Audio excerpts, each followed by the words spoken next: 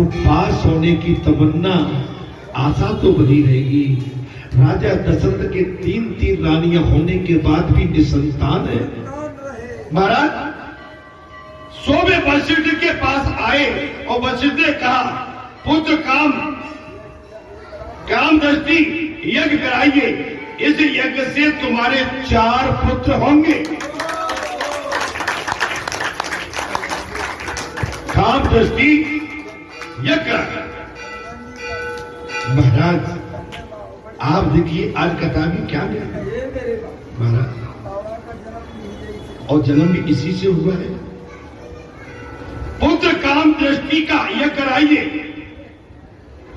तो यज्ञ कुंड में से क्षीर लेकर स्वयं अग्निदेव प्रकट हुए। उन्होंने राजा से कहा, ये वैसे कथा आपने किसी दूसरे रूप में भी सुनी है, कई रूप में, लेकिन आज इस वेद में जो अंकित किया है मैं उस रूप में आपको सुना। इसके तो लंबा विस्तार कई हमारे भागवताचार्य सत्संगी भी कर देते, ऐसा हुआ था वैसा हुआ। इस प्रसाद को अपनी रानियों को खिला देना, आपके यहां दिव्य संतान है।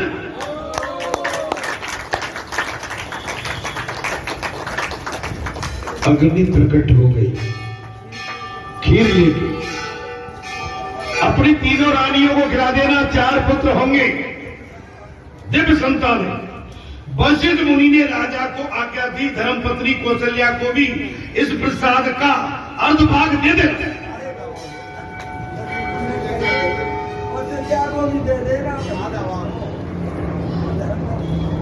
2 भाग किए उसके, संतोष 2 भाग किए, आधा भाग कौशल्या को दे देना, आधा भाग दोनों रानियों को, और बाकी रहे प्रसाद को केकई सुमित्रा को बांट देना। राजा दशरथ ने पैसा ही कथा में शायद आनंद आ रहा है। राजा दशरथ ने वैसा ही किया। महाराज आज मैं अंदर से बहुत भरा हुआ हूं, अब ऐसा लग रहा है मैं कुछ निकल पड़ू बाहर कुछ। हाँ,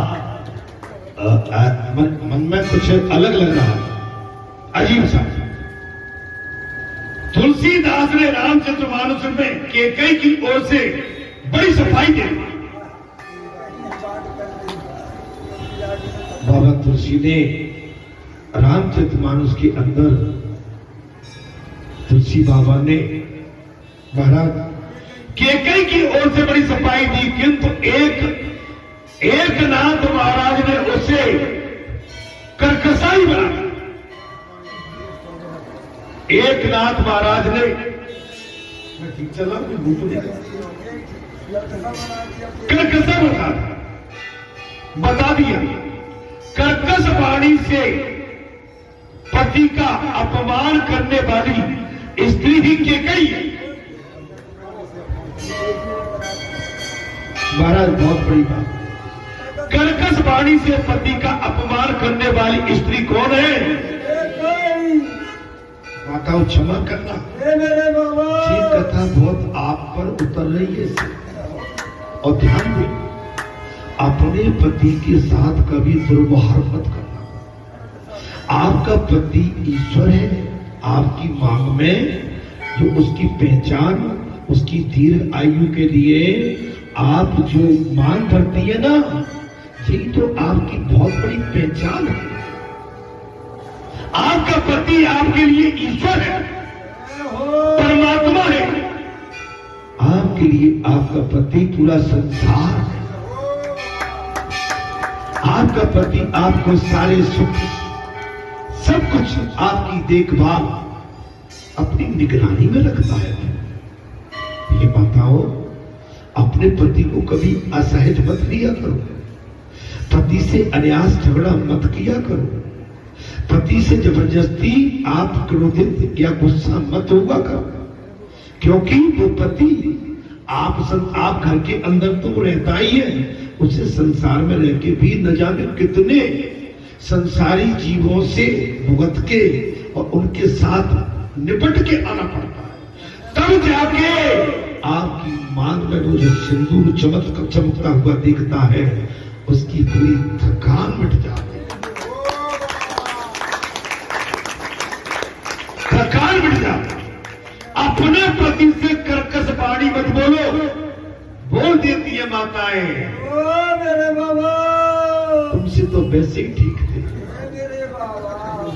हमारे बाप को का यही जगह मिली। अरे बाप को दोष क्यों लगाते हो भाई? आपके भाग्य में जिसके साथ साथ भावर पढ़नी थी पढ़ गई। आपका पति बुरा है, भला है, कैसा भी है, और मैं पतियों से भी कहूंगा, आपकी धर्म पत्नी भी लक्ष्मी है, दुर्गा है, भगवती है, सरस्वती है, ये माँ है, ये बहन है, ये बेटी है, ये बहुत रिश्ते का पालन करती है। आपका भी कर्तव्य बनता है कि बात बात पर इससे बिगड़ा मत कर। महाराज कैकेयी ने दशरथ का अपमान किया, कथा में आ गया। महारानी कैकेयी ने, बस थोड़ी सी कथा और बची, आप में सहमति है? आनंद की कथा है, आखिरी मंगलवार है सावन महीने का और दिव्य समय है, और इंद्र देवता ने भी बिल्कुल शीतल कर दिया।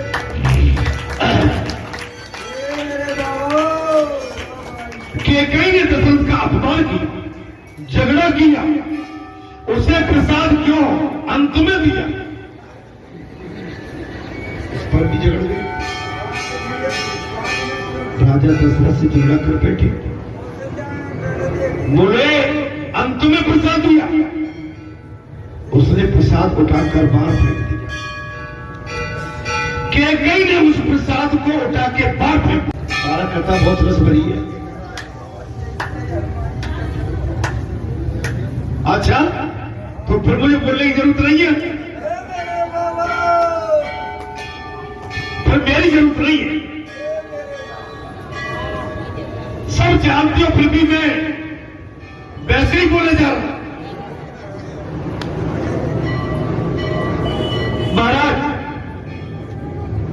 कैकेयी ने उस प्रसाद को बाहर फेंक दिया, उस प्रसाद को समड़ी सिद्धि, समड़ी गिद्ध जैसा पंछी उठा ले गई और एक पर्वत पर जाकर पहुंच गई। एक पंछी उठा ली, पर्वत पर ले आई, वहां अंजनी देवी तपस्या कर रही थी।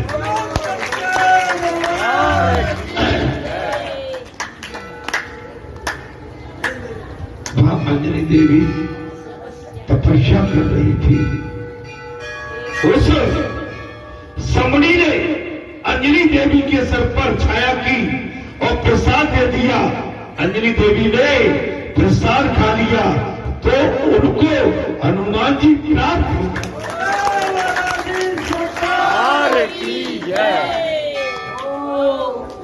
इसलिए कहते हैं 4 पुत्र नहीं 5। हे संतों, हे महात्माओं, हनुमान साक्षात ब्रह्म है। हनुमान ने इस सृष्टि में अवतार लेके कलयुग में भगवान की धरोहर की सेवा कर रहे हैं। और एक ही तो इस समय हनुमान है जो घोर कलयुग में आप जैसे संत महात्माओं की रक्षा कर रहे हैं।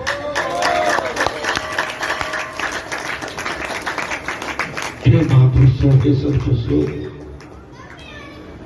हनुमान राम लखन भरत शत्रुघ्न, हट भाई यहां से पीछे हट, शायद दाएं में, किसी में अंतर नहीं है।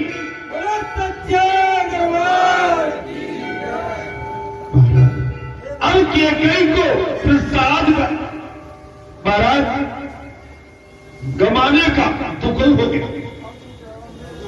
अब कैकेयी को जो प्रसाद फेंका था दुख हो गया महाराज। बात को सुनो, पश्चाताप होने लगा। कौशल्या बड़ी उदार थी, उन्होंने अपने भाग में से आधा भाग कैकेयी को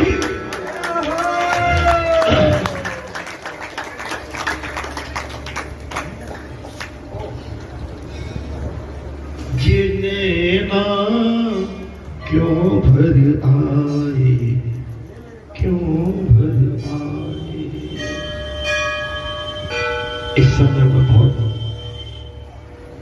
ऊपर नीचे हो रहा। ईश्वर की जब दया होती है तब ऐसी स्थिति होती है। हे संतो, हे महात्माओं, केकई ने प्रसाद तो फेंक दिया, लेकिन इसके बाद में केकई को पश्चाताप होता है।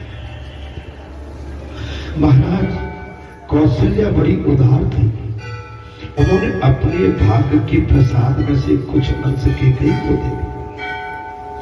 सुमित्रा ने भी केकई को थोड़ा सा प्रसाद दे दिया। इस प्रकार तीनों रानियों ने प्रसाद खा लिया।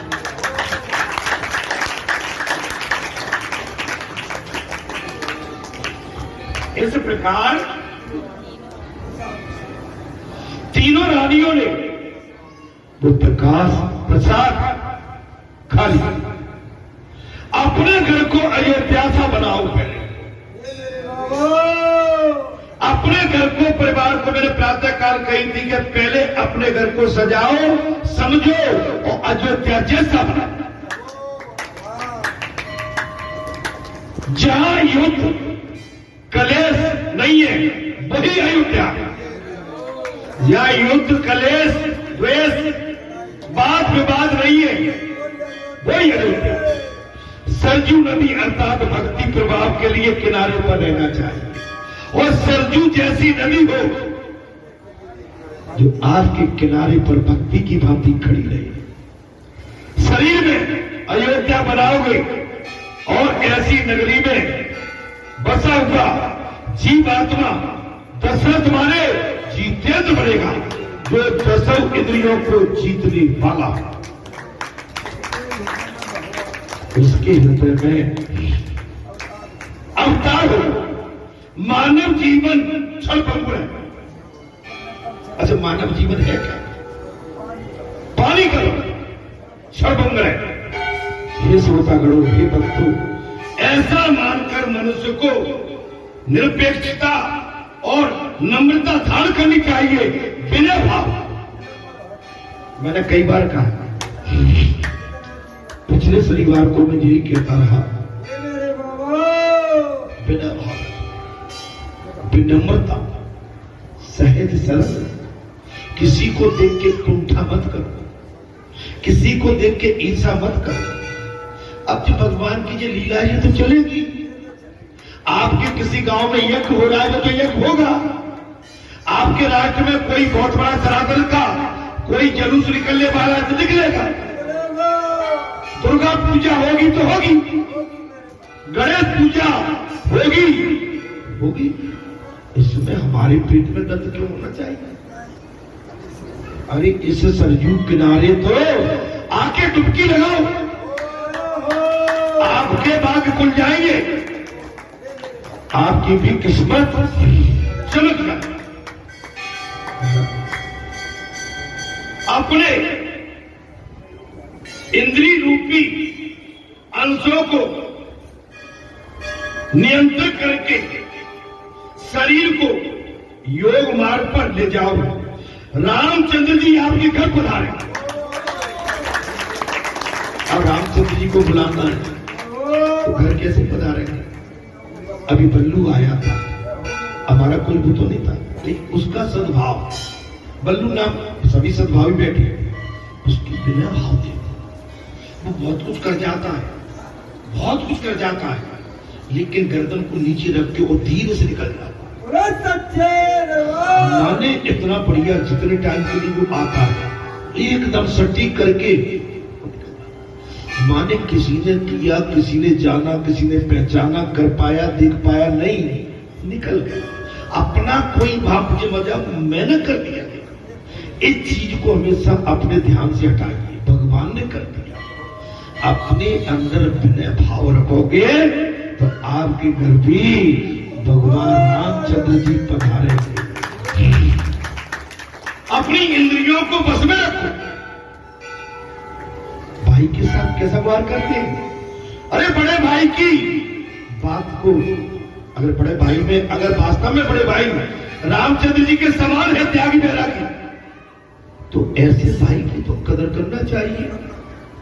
छोटा भाई भरत अगर सब कुछ पाकर भी त्याग देता है तो ऐसे भाई को तो छाती में बिठाना चाहिए।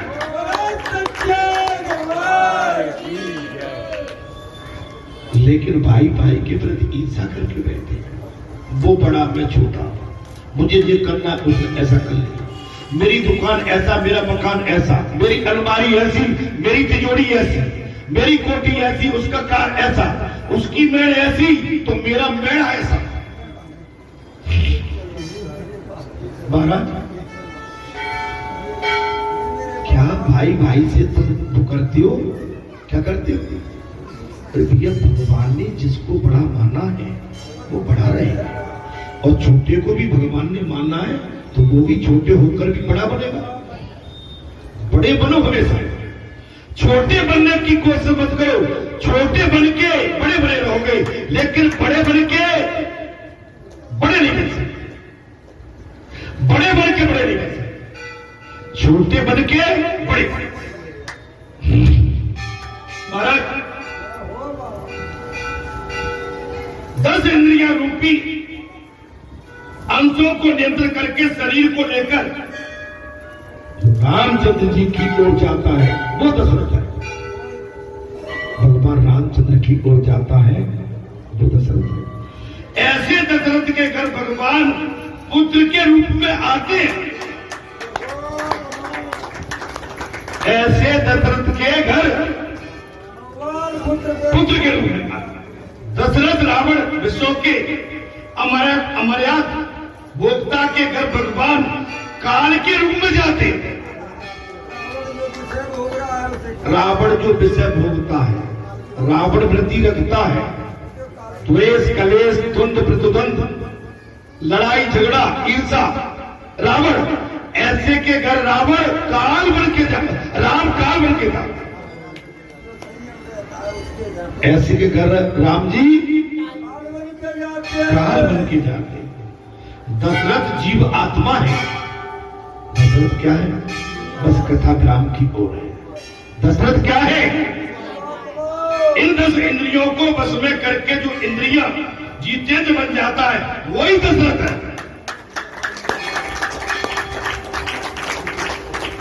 अजर बिहारी मंगल भवन मंगलहारी द्रवौ सुदशरथ अजर बिहारी। जो 10 इंद्रियों को जीत लेता है वही दशरथ है।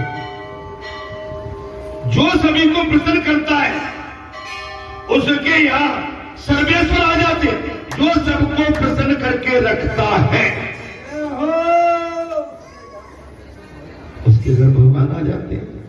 देखो क्या बात है सर्वेश्वर। दशरथ सभी रानियों की इच्छा जान लेते थे। सुमित्रा कहती है कि ये तो कौशल्या की सेवा में रहना चाहते। दशरथ राजा सबकी इच्छा।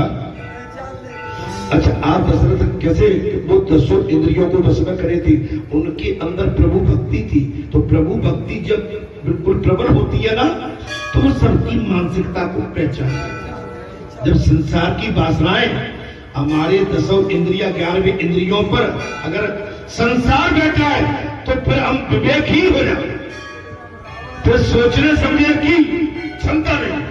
जब आप इंद्रियों को अपने बस में कर लेते और भगवान को पहरेदार बना के, तो मैं कह रहा हूं आपके अंदर भी ये भाव है, शक्ति है, लेकिन निकालो उसे।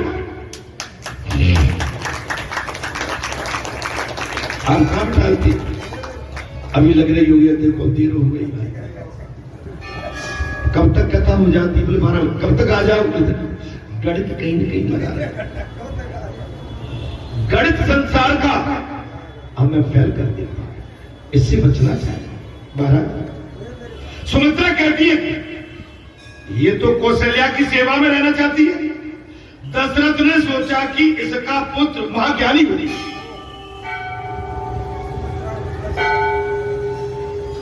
दशरथ ने सोचा कि सुमित्रा का पुत्र महाज्ञानी बनेगा। राम के गर्भ जन्म के समय से ही कौशल्या तो ईश्वर के ध्यान में लग गई थी।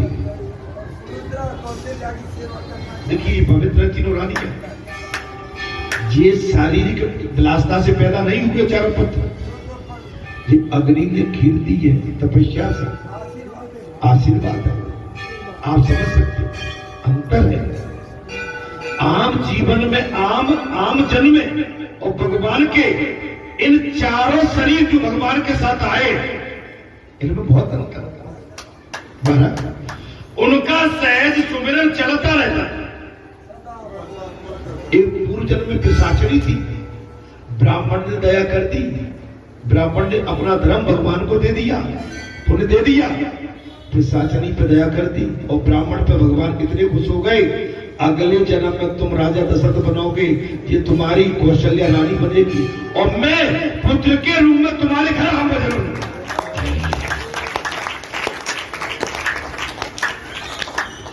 कौशल्या के तो रोम रोम में परमात्मा के मंगलमय नाम का जाप होगा। एक पूर्व जन्म की पिशाचनी वर्तमान में कौशल्या जो भगवान के रोम रोम से परिचित हो गई।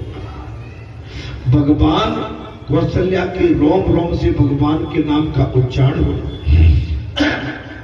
दशरथ ने कौशल्या से पूछा, महारानी आपकी इच्छा क्या है? कथा ठीक लग रही है, थोड़ा सा टाइम बोल लूंगा, ज्यादा नहीं लूंगा।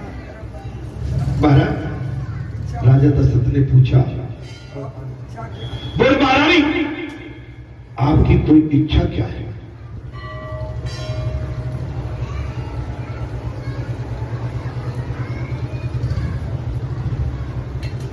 क्षमा करना, पानी शरीर से सूख गया।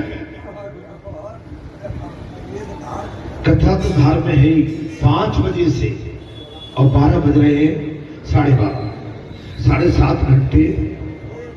और चूंकि सत्संग में रहना प्रभु की कृपा है, दया है, गाड़ी चल रही है, आरती भी करना पड़ती है। 4 आरती जे, 1 आरती वो, फिर 4 आरती, फिर 4 आरती हवा और कथा भी। इसमें बड़ा आनंद आता है, अपनी पूरी कसरत, अपना व्यायाम हो जाता है। अब जब लौट के जाते हैं तुम्हारे आनंद की अनुभूति करते हैं। आप सभी करते हो।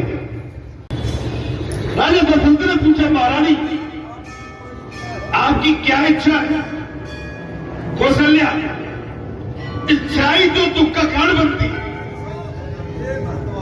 क्या बात है महाराज, इच्छा तो दुख का कारण बनती है। राजा दशरथ अपनी बड़ी महारानी कौशल्या से पूछ रहे, महारानी आपकी इच्छा क्या है? तो कौशल्या जी उत्तर देती है, महाराज इच्छा ही तो दुख का कारण बनती है, मुझे सुख की इच्छा है ही नहीं। बोले महाराज मुझे कोई सुख की इच्छा नहीं है। और यही कुंती ने कहा था भगवान से। क्या कहा था? मुझे सुख की इच्छा नहीं है, देना है तो जाते जाते प्रभु मेरी झोली में दुख डाल जाओ। अच्छा, दुख को आदमी आलस में लेता है। महाराज आप जैसे ज्ञानी भी कभी दुख को आलस में लेते हैं भाई। वो ये भाई जो राम रच राखा वो कर तर्क बढ़ावे साका अस कई लगे जपन हरिनामा गई सती जा पर। हरि की इच्छा बड़ी प्रबल होती है। हे संतो, हे महात्माओं, महाराज कौशल्या इच्छा तो दुख का कारण है, मुझे सुख की इच्छा नहीं है। महाराज मैं तो आनंद रूप हूं, मुझे अकेले झाड़ करने दो।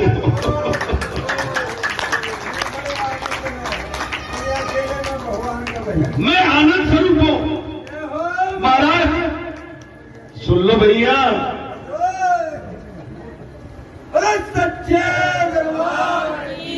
अब देखो महाराज तो इसलिए जोर से कह रहे हैं कि वो तो सब त्याग के बैठे जा। हाँ, अब समझी दोनों बगल में बैठे भाई। दशरथ ने गुरु वशिष्ठ जी से कहा, गुरु जी कौशल्या तो ऐसी बातें कर रही है, वशिष्ठ ये तो शुभ लक्षण है। राजा दशरथ ने अपने गुरु वशिष्ठ से कहा, बोले महाराज धर्म पत्नी पत्नी मेरी कौशल्या तो ऐसी बात कर रही है, तो वशिष्ठ जी ने क्या कि यही तो शुभ चिन्ह है। महाराज 9 मास पर पूर्ण में हो गया, 9 मास पर पूर्ण हो गए। एक रात्रि को दशरथ ने स्वयं सपने में देखा कि उनके आंगन में कुछ ऋषि महात्मा आ गए।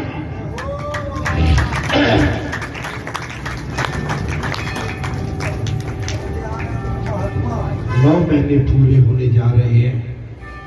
राजा दशरथ ने देखा कि उनके आंगन में कुछ ही ऋषि महात्मा आए हैं और जगा रहे हैं। राजा ने महाराज सपन में ही सरजू स्नान किया। राजा दशरथ ने सपने में ही सरजू स्नान, वो संत आए, वो राजा को जगा रहे हैं और राजा सपना देख रहे हैं। सपने में राजा सरजू नदी में जाके स्नान कर रहे हैं। श्री नारायण का महाराज 5 व्रत से अवश्य किया जा रहा। श्री हरि का 5 व्रत से अवश्य किया गया। सपने में ही लक्ष्मी नारायण की आरती के दर्शन हो रहे हैं। किसको? उन्हें लगा कि प्रभु भी प्रसन्न है इस समय। उन्हें लगा, राजा दशरथ को सब समझते थे इस समय भगवान प्रसन्न है। इस सुंदर सपने की समाधि के बाद जब राजा दशरथ जागे, अच्छे सपने में दर्शन के बाद सोना नहीं चाहिए। अच्छा सपना आ जाए तो एक बात बताता हूं, फिर सोना नहीं चाहिए। राजा ने सोचा कि इस सपने के विषय में मैं गुरुजी से निवेदन करना चाहिए। वे वशिष्ठ के पास गए भाई, फिर पूछे जो सगुन हो रही है।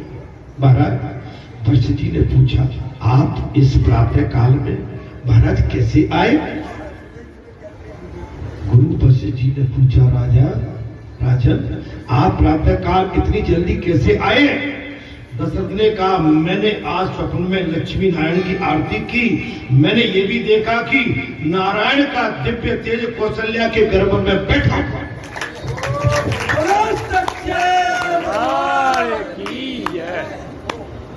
मैंने ये भी देखा, सपने में मैंने लक्ष्मी नारायण की आरती की है और मैंने ये भी देखा कि कौशल्या के गर्भ में भगवान श्री नारायण का तेज जा रहा है, तेज जा रहा है। वशिष्ठ बोले, इस सपने का फल उत्तम होगा। इस सपने का फल तुम्हारे घर में भगवान के आगमन का संकेत मिल गया। राजन, तुम्हारे घर में भगवान के आगमन का संकेत हो गया। मुझे विश्वास है इस स्वप्न का फल तुम्हें 24 घंटे में प्रारंभ। कथा तो बहुत है, आगे जो कथा बढ़ेगी। शायद मैंने पिछले मंगलवार को ही कहा था कि अमरीश की कथा, दुर्वासा की कथा 2 घंटे लेगी, तो 2 घंटे को कथा चली 2 ही घंटे चली। तो मैं जानता हूं भगवान राम की लीलाओं का वर्णन प्रारंभ हो जाएगा। भगवान श्री नारायण की लीलाओं का वर्णन कब हो जाएगा? अगले मंगल। राजा आनंद में घूमने लगे हैं, उनके घर स्वयं भगवान जो आए। अब तो ठीक है, अब भगवान को अगले मंगलवार को अपन ले लेंगे, अपने सर पे ले लेंगे, हाथों पे ले लेंगे, गोदी में ले लेंगे।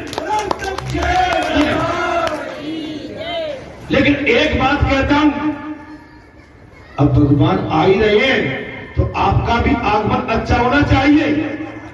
क्यों बढ़िया से बनाए हो महाराज, लालना पालना हो। और एक चीज और कहता हूं, आपकी वेशभूषा भी भगवा हो, पीली हो, भगवान आ रहे।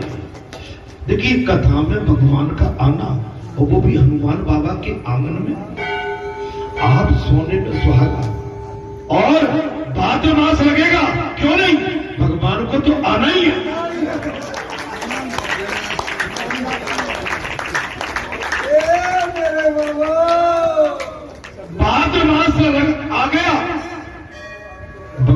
तो मेरे भैया आना ही है।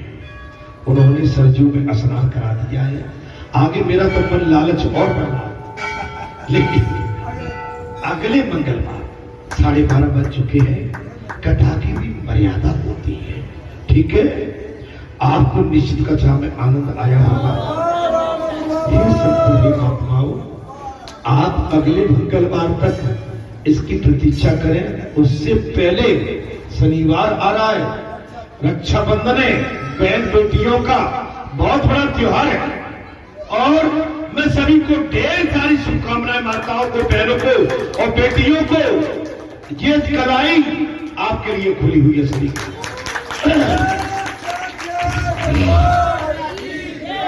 सभी के लिए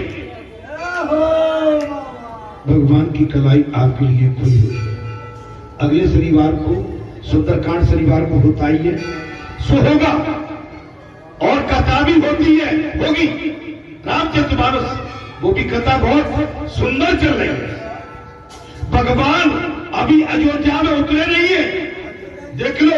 योग इधर जन्म, उधर भगवान लंका में विजय पताका फहरा के महाराज अयोध्या में उतरने वाले हैं। अपने विशेष प्रेमी और अपने विश्वास पात्र हनुमान को ब्राह्मण का रूप धर के कह दिया, जाओ मेरे व्रत को बता के आ जाओ, मैं जब पहुंचू। क्या योग है कि नहीं? ऐसे ही नहीं बनती ये योग माया, ये तुम्हारे बाबा की लीला है। और मैं आपको सभी को सत सत नमन करता हूं, प्रणाम करता हूं, सभी को साष्टांग दंडवत करता हूं। उपस्थित सभी हमारे भक्तजन, संतजन, माता, बहन, बेटी, सभी के चरणों से रज उठा के अपने पलक माथे और सर पर धारण करते हुए प्रार्थना करता हूं कि आपका मन भगवान की लीला, भगवान की कथा, भगवान के चरणों में आपका सदैव अनुराग बना रहे। अगर भगवान के चरणों में अनुराग लग गया तो आपका संसार भी सुगम, सरल और आनंद से निकलेगा। जैसे आपको कथा अच्छी लगी? अच्छी लगी? मैंने भगवान शंकर का स्वरूप जान के ये हरि कथा आपके सामने गई थी। जय श्री राम, जय। के काम नहीं चलता था।